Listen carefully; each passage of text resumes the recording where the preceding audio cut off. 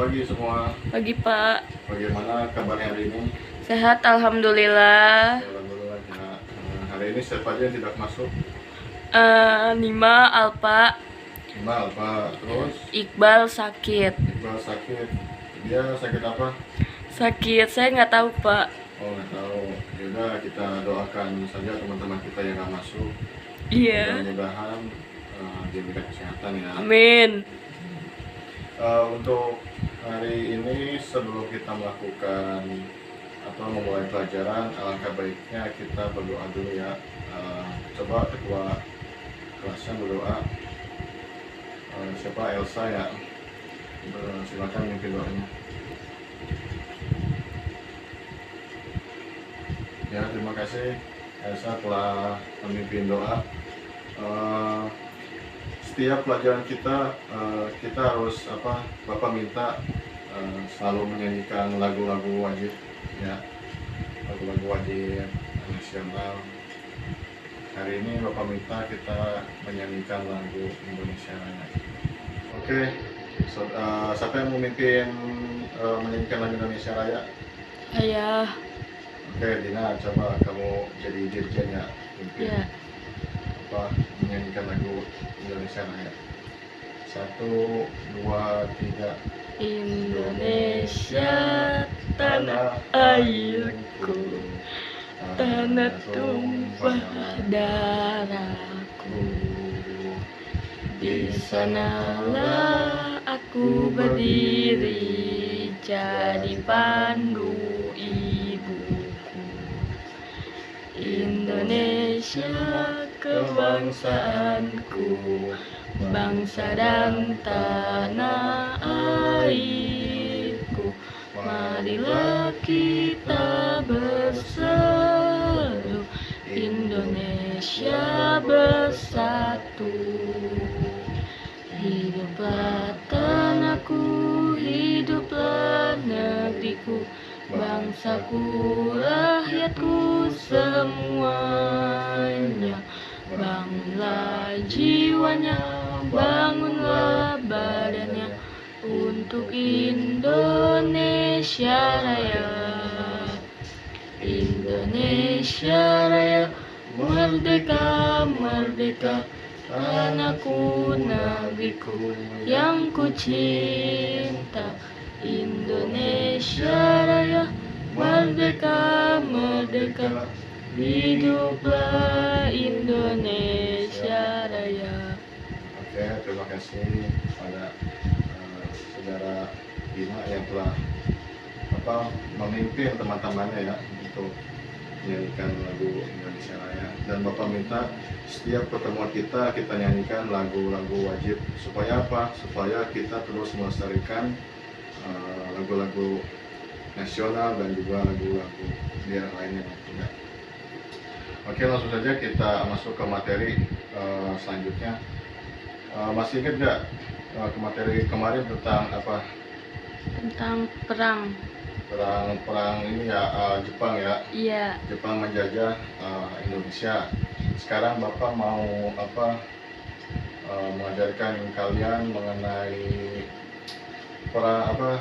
proklamasi atau peristiwa-peristiwa yang terjadi pada masa kemerdekaan. Ya, peristiwa.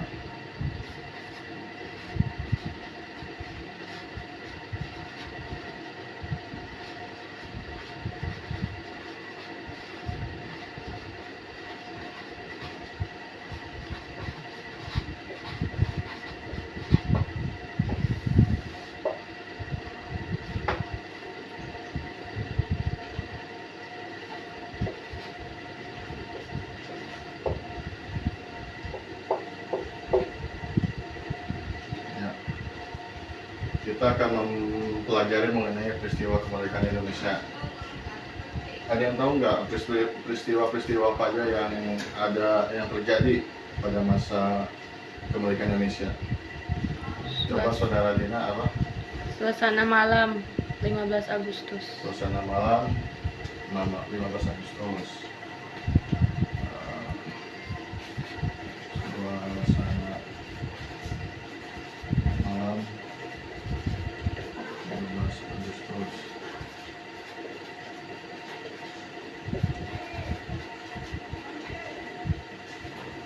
yang kedua, Nensa, coba kamu sebutkan selain suasana malam 15 Agustus. Peristiwa Rengas Dengklok 16 Agustus. Peristiwa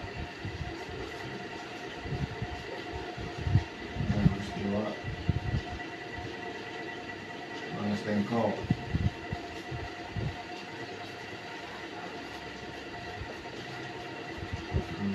Agustus.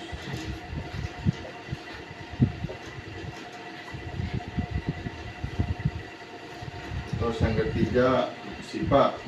Perumusan naskah Proklamasi Kemerdekaan Indonesia. Perumusan ya, perumusan naskah.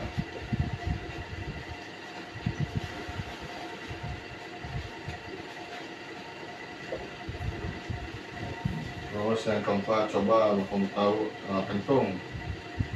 Detik-detik Proklamasi Kemerdekaan. Detik kemerdekaan ya. Dan yang terakhir, coba Joni, apa yang terakhir? Ayo apa?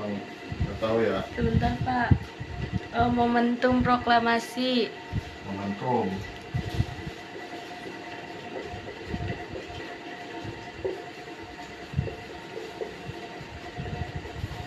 Oke. Jadi ini semua adalah peristiwa menjelang kemerdekaan Indonesia. Tapi di balik ini semua pasti ada peristiwa-peristiwa atau penyebabnya kenapa kita secepatnya melakukan peristiwa kemerdekaan. Ayo, siapa yang tahu kenapa kita harus cepat-cepat melakukan kemerdekaan? Ada yang tahu nggak? Karena agar tidak terus dijajah Jepang. Ya betul. Itu bisa jadi ya, karena supaya kita tidak dijajah Jepang juga ya. Kedua itu sebab kalahnya perang Jepang pada perang dunia kedua, sehingga tokoh-tokoh Indonesia itu, terutama golongan muda ya, ingin sekali memerdekakan Indonesia. Baik, Bapak jelaskan secara kronologisnya saja ya. Pada saat itu Jepang kalah melawan Amerika. Ada yang tahu nggak kekalahan Jepang yang paling menyakitkan apa? Terdesaknya Jepang pada Perang Dunia II. Ya, jadi peristiwa yang melahirkan kemerdekaan ini adalah kekalahan Jepang pada Perang Dunia Kedua, yang dimana kota Hiroshima dan Nagasaki itu Bom oleh sekutu yaitu Amerika. Siapa yang tahu tanggal berapa Hiroshima dan Nagasaki dibom? 6 Agustus 1945. Oke, 6 Agustus ya. Dan Nagasaki? 7 Agustus. Oh, 7 bukan dong. 9. Iya, 9 Agustus. Nah, kamu ketahui juga ya bahwasanya bom atom ini adalah mungkin bom atom pertama yang dijatuhkan oleh Amerika kepada lawannya. Bom ini kalau diukur gitu ya, ini tuh bisa meratakan satu kota pada saat itu. Jadi betapa luar biasanya ya bom atom ini, sehingga dua kota di Jepang ini luluh berantakan lah. Jadi ini sebagai pukulan besar juga terhadap Jepang, sehingga kekuatan utama Jepang yaitu kota Nagasaki dan Hiroshima akhirnya tidak bisa digunakan lagi. Akhirnya berita ini pun tersebar sehingga golongan muda itu secepatnya untuk memproklamasikan kemerdekaan. Lalu pada 9 Agustus 1945 Soekarno dan kawan-kawannya dipanggil oleh Jenderal Terauchi ya. Kemana coba? ke Vietnam. Ya, ke Vietnam. Di sana mereka akan diberikan kemerdekaan gitu. Lalu pada tanggal 12 Agustus 1945 bertemulah PROC dengan Soekarno. Yang tadi Bapak bilang katanya Indonesia mau diberikan kemerdekaan asal mau membantu Jepang dalam sekutu. Ternyata berita ini pun sudah tersebar ke tokoh-tokoh. Yang pertama Sultan Syahrir ya, pada tanggal 15 Agustus 1945 beliau juga mendesak Soekarno agar secepatnya memerdekakan Indonesia. Tetapi Soekarno menolaknya dulu gitu.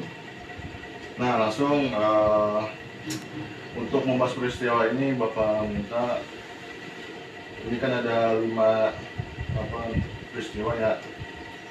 Bapak minta kalian semua terutama ada kelompok 1, 2, 3, 4, 5 itu sesuai dengan tema ini. Yang kelompok 1 pertama tentang suasana malam 2 Agustus.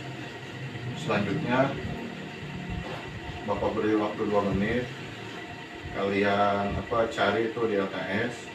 Nanti Bapak panggil, Bapak tunjuklah supaya kamu menjelaskan materi yang telah kamu rangkum sendiri.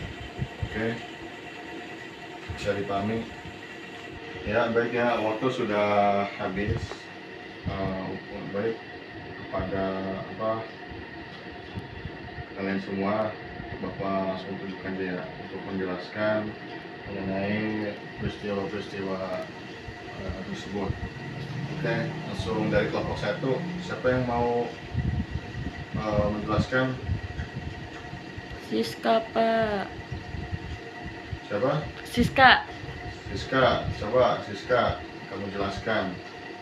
Jadi, segala macam persoalan seringkali timbul lantaran ada pemicunya.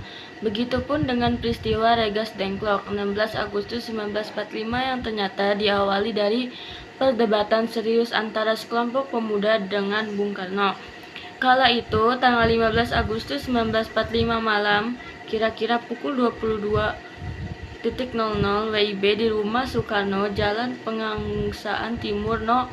56 Jakarta Pusat. Sekelompok pemuda Sukarni, Wikana, Aidit, dan Chahrul Saleh dengan semangat patriot menggebu-gebu berdebat serius dengan Bung Karno mengenai proklamasi kemerdekaan. Para pemuda itu terus menuntut agar Soekarno-Hatta segera memproklamasi kemerdekaan, namun kedua tokoh itu pun tetap pada pendirinya semula. Meski berulang kali didesak oleh para pemuda, Bung Karno menjawab bahwa ia tidak bisa memutuskan itu sendiri. Ia harus banding dengan para tokoh lainnya. Utusan pemuda mempersilahkan Bung Karno untuk berunding. Para tokoh yang hadir pada waktu itu antara lain Muhammad Hatta, Soebardjo, Iwa Kusumasomantri, Djo Prangnonto, dan Sudiro.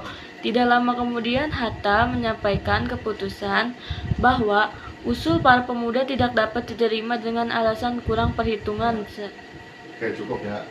Jadi suasana malam 5 Agustus ini adalah awal peristiwa dari Rengas Dengklok sebenarnya. Tetapi Bapak bikin aja suasana malam 5 Agustus sebab ketika golongan muda ini mendapatkan kabar bahwa Jepang itu sudah menyerah terhadap Amerika ya. Jadi di sini adanya kekuasaan vacuum of the power. Jadi kekuasaan Song itu kan. Nah, kesempatan ini akhirnya dimanfaatkan oleh golongan pemuda agar Soekarno itu mau untuk memproklamasikan kemerdekaan Indonesia. Akhirnya tadi bagus tadi ada isinya bahwasanya golongan muda dan golongan tua itu saling bermusyawarah untuk kapan nih waktu yang tepat untuk Indonesia merdeka. Tetapi lagi-lagi namanya jiwa semangat anak muda ya, jadi dia maunya cepat-cepat gitu. Akhirnya pada malam ini disimpulkan bahwa tidak ada titik temu.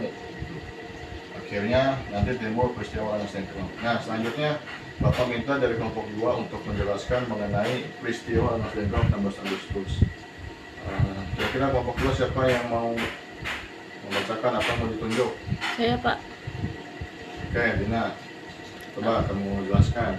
Peristiwa Regas Dengklok terjadi pada 16 Agustus 1945 pukul 3 dini hari. Sehari menjelang proklamasi kemerdekaan Indonesia, Bung Karno dan Bung Hatta oleh sekelompok pemuda dibawa ke Regas Dengklok, Karawang. Saat itu merupakan salah satu wilayah di Provinsi Jawa Barat. Sekelompok pemuda di antara lain Sukarni, Wikana, Aidit, dan Chairul Sali dari Perkumpulan Menteng 31. Aksi penculikan tersebut bertujuan untuk mendesak Bung Karno dan Bung Hatta agar mempercepat proklamasi kemerdekaan Indonesia dan menjaga agar golongan tua diwakili Soekarno, Hatta, dan Ahmad Subarjo tak terpengaruhi oleh Jepang. Namun rupanya aksi penculikan itu membuat Bung Karno kecewa dan marah karena menganggap para pemuda tidak mau mendengarkan pertimbangannya yang sehat. Akibat situasi dan keadaan memanas, Bung Karno tak punya pilihan lain kecuali mengikuti kehendakan para pemuda untuk dibawa ke tempat yang mereka tentukan. Ya, cukup. Jadi peristiwa Rengas Dengklok ini adalah di mana dibawanya Soekarno ke Rengas Dengklok, yaitu di Karawang. Peristiwa Rengas Dengklok ini adalah tujuannya apa? Tujuan dibawanya Soekarno ke Rengas Dengklok ini adalah untuk menjaga Soekarno agar tidak terpengaruh oleh pemahaman Jepang ya, sebab pada saat itu juga Soekarno itu menjabat sebagai ketua dari panitia persiapan kemerdekaan Indonesia atau PPKI gitu.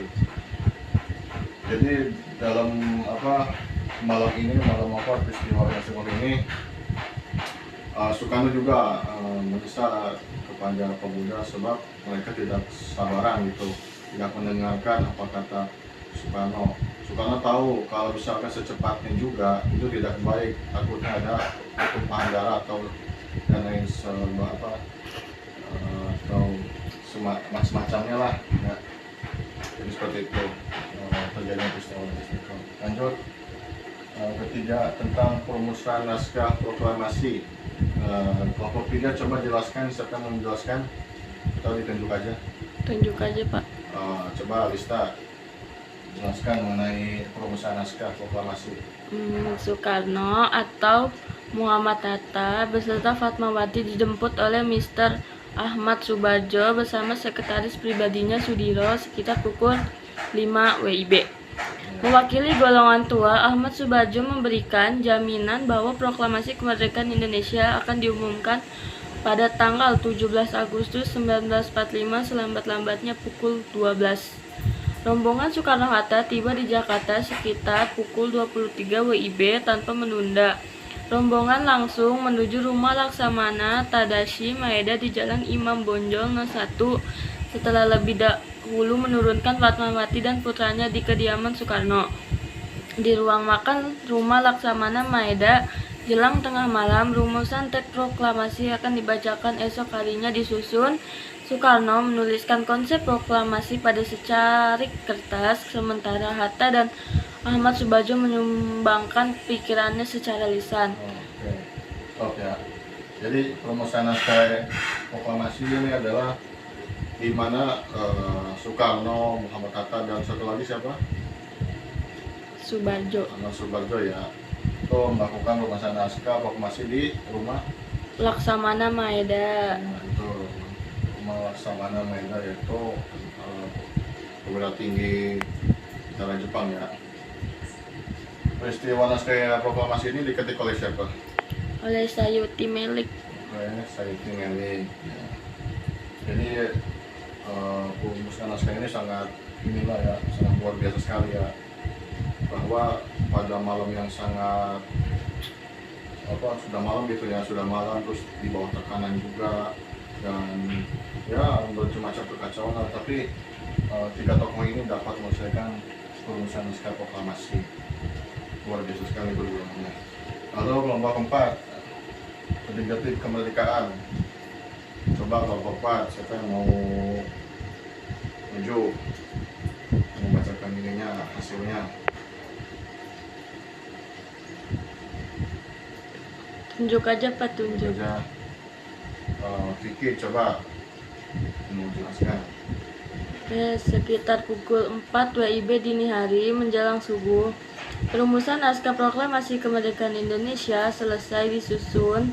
Soekarno, Hatta, dan Soebardjo menuju Serambi Muka untuk menemui hadirin yang berkumpul menantikan hasil rumusan proklamasi. Didampingi Hatta, Soekarno berdiri di hadapan para hadirin membuka pertemuan dini hari itu pada tanggal 17 Agustus 1945. Keadaan yang mendesak telah memaksa kita semua mempercepat pelaksanaan proklamasi kemerdekaan. Rancangan teks telah siap dibacakan di hadapan saudara-saudara dan saya harapkan benar bahwa saudara-saudara sekalian dapat menyetujui sehingga kita dapat berjalan untuk dan menyelesaikan pekerjaan kita sebelum fajar menyingsing. Demikian kata Bung Karno. Oke. Jadi dari kemerdekaan ini adalah lagi-lagi hal yang sangat krusial sekali ya sebelum momentum proklamasi, di mana pada saat detik-detik kemerdekaan ini Soekarno juga meminta kepada tokoh-tokoh golongan muda, golongan tua agar semuanya kompak dalam segala dalam segala aspek ya.